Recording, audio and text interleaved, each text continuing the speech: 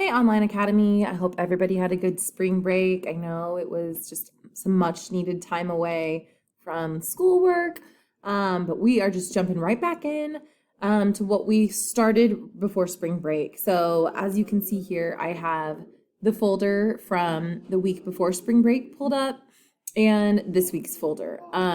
You're not going to see a ton of other things posted in this week's folder. And that is because we're writing an essay. And so, if you were in class, I would give you a lot of time to do that. So that is what you should be doing. But real quick, let's kind of back up to the week before spring break. And really these two assignments here, brainstorming a solution and source notes, those were really just to kind of get you to pick a person to write about. And like it says, get you brainstorming a solution that could have helped, prevent their incarceration, or maybe could have just helped better assist them following their incarceration. This document here, if you did not click on that yet, you really need to look at that. I'll go ahead and pull this up real quick. We are this week kind of moving into step 4, outlining.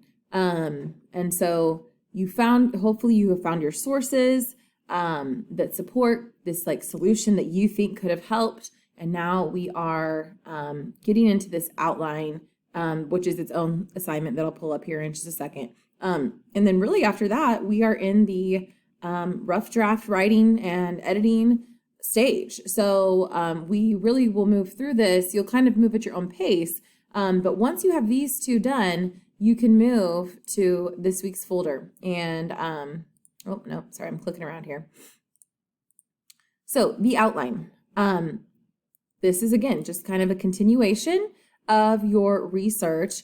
And this is just getting your ideas in order, okay? This step helps you know in which order you're going to write your essay. So I'll talk through this here in just a second. But first, let me give you my little disclaimer about outlines.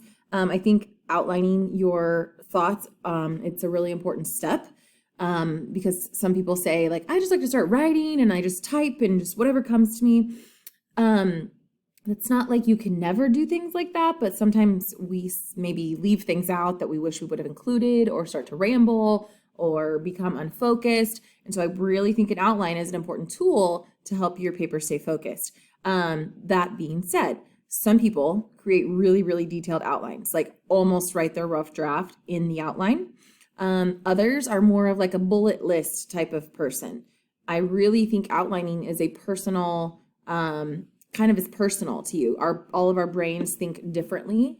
And so I kind of leave that up to you. I do want you to do the outline, and do this step, but here's kind of this is how it's going to be one way or the other. Either you kind of make a bulleted outline where you're just getting your thoughts in there, okay, this is what I'm going to include in my introduction. Here's my thesis statement. Here's what I'm going to include in this. And you're kind of maybe listing it.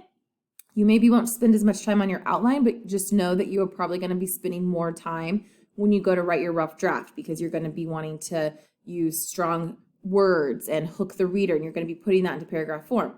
If you create a really detailed outline, then you're probably not going to have to spend as much time writing your rough draft, because it'll almost be written if you are one of those people who like to just type it all out paragraph form. Okay.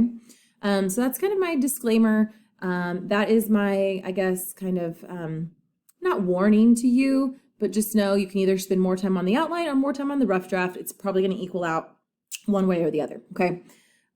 So here we have the introduction, and this is kind of broken down into your paragraphs, except the works cited box here. I just have that there so you don't forget it. But as you can see, this is kind of broken into 3 paragraphs. I think this essay can be 3 to probably 5 paragraphs, because I think your cause and effect paragraph could be 1 or 2 paragraphs, and same with this solution and conclusion paragraph. That is up to you. I am not saying it has to be 3. I'm not saying it has to be 5, but whatever you need it to.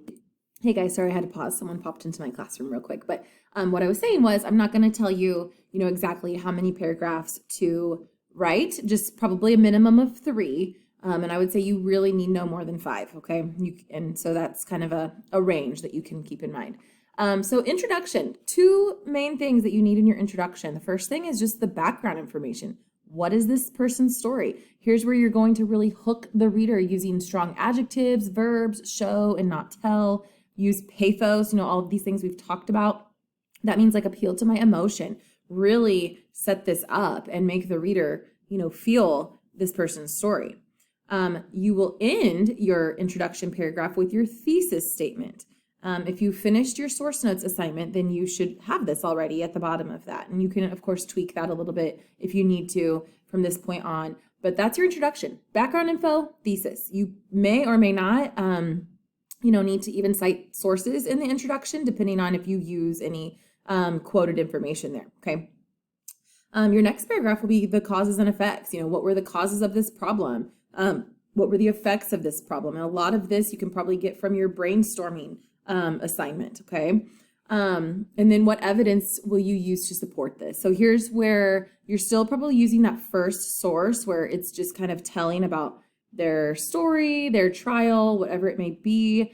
But here's where you'll really use logos, facts, details, information, to just kind of like give us the details about this person's story. And then lastly, you're going to propose your solution. And this is mostly going to be your own thoughts, your own writing. You are going to hopefully have some evidence, though, to support your opinion. Maybe you are talking about, when I believe it was Ian, who was put in solitary confinement and how that really affected him. Your source may just kind of give you some statistics about the effects of solitary confinement. And your solution may be like not having solitary confinement for kids his age or whatever it is, but your evidence can be like this much to support your conclusion. I want to hear more about what you think here and what your solution is, okay? And then again, just copy and paste your works cited entries into this box. That way you don't lose them or forget about them. And then they can kind of just easily transition into your rough draft. There is a link here to just a color-coded example. I encourage you to color code for these things as well, because then you will make sure you are getting your adjectives and your verbs, your thesis statement.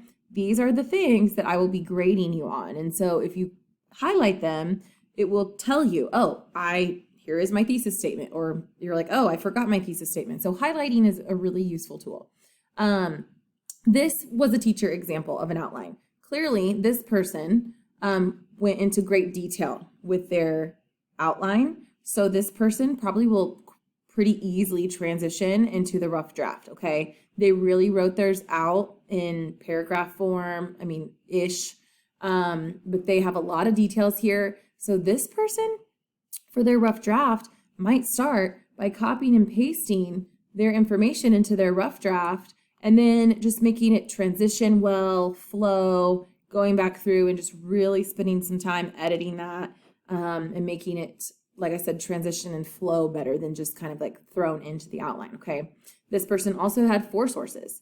Only 2 are required, but you might have 3 or 4, and that's okay too. Again, we want you to decide what is best for your topic and your paper. So you can read through this outline if you want.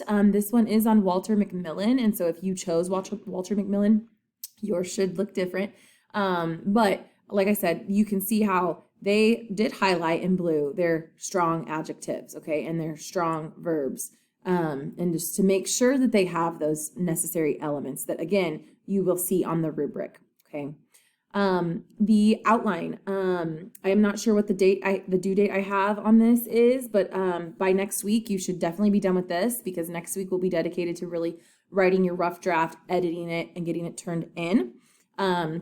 So I would say this, if I don't have the date on there right now, this is probably going to be a Sunday, April 11th at 11:59 type of thing. That way next week you can really just focus on writing and getting this done. Next week, we're also going to start talking about the final unit of the year, which is a book club unit, and it's a lot of fun. It's a great way to end the year, and so we are going to start moving into that next week, okay?